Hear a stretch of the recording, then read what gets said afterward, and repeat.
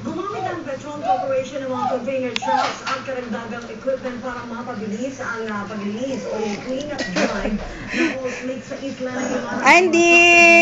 Na pangsasakyan ng mga solid materials Yee! sa O sige, mag-map ka na, anak. at San Antonio sa Tibungan ayon sa Petron. Ang inarkinilang Landcraft Transport sa Carmen ay nakakolekta na ng 4 na metriko sa Very good. Sige na, anak, map. o nakikipagtulungan sa paglilinis sa oil slick sa Guimaras. Paliwanag naman ni Keo2 Arnel Alanao ng Philippine Coast Guard, ang LCT Carmen ay may kapasidad na magdala ng hanggang 2,200 tons. Nakikita na sinabi ng 2,000 gold Oo.